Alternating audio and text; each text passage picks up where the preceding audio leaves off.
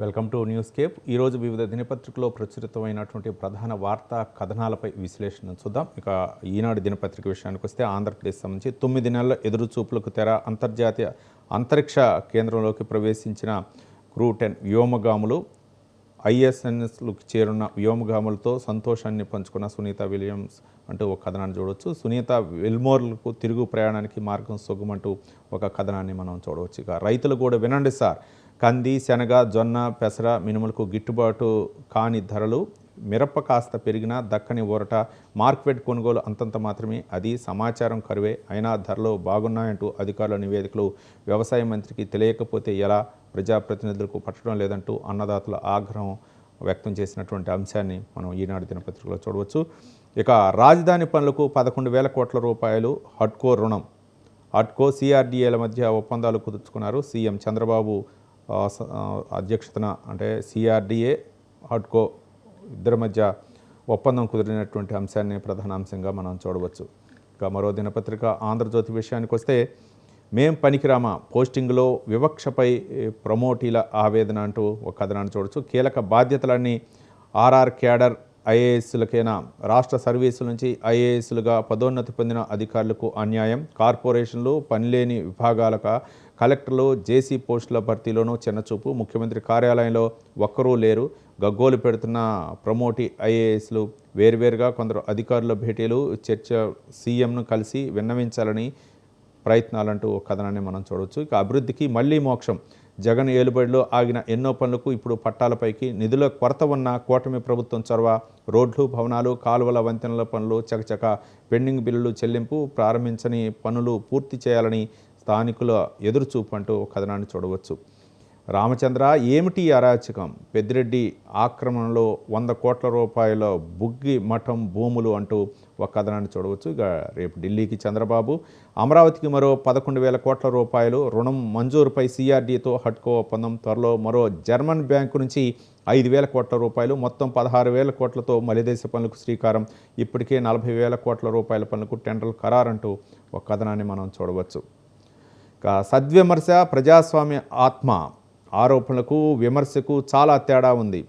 RSS జీవిత పరమార్థం తెలిపింది. ఎవరికైనా చావు తప్పదు, భయపడకూడదు. గుజరాత్ అల్లర్ల విషయంలో నాపై దుష్ప్రచారం. కోర్టులు విచారణ జరిపి విముక్తి కల్పించాయి. ట్రంప్తో అనుబంధం, మా ఇద్దరికి దేశమే ఫస్ట్ అంటూ ఎక్సలెన్స్ ఫ్రెడ్మాన్ షోలో ప్రధాని నరేంద్ర మోదీ వ్యాఖ్యానించినటువంటి వ్యాఖ్యల్ని మనం చూడవచ్చు. మరో దినపత్రిక సాక్షి విషయానికి వస్తే, సర్కారు బడికి తాళం.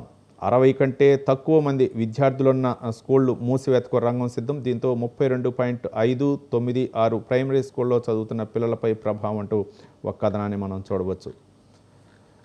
ఇక మరో అంశం, అమరావతిలో 58 అడుగుల అమరజీవి విగ్రహం. వచ్చే జయంతి నాటికి విగ్రహావిష్కరణ నిర్మాణం పూర్తి చేయాలంటూ ఒక కథనాన్ని కూడా మనం చూడవచ్చు. ఇక మరో దినపత్రిక ఆంధ్రజ్యోతి. తెలంగాణ విషయానికి వస్తే, అసెంబ్లీకి వర్గీకరణ బిల్లు. బీసీలకు 42% రిజర్వేషన్లు కల్పించే మరో 2 బిల్లులు కూడా నేడు శాసనసభలో ప్రవేశపెట్టనున్న రాష్ట్ర ప్రభుత్వం. వర్గీకరణపై నేడు చర్చించి ఆమోదించే ఛాన్స్.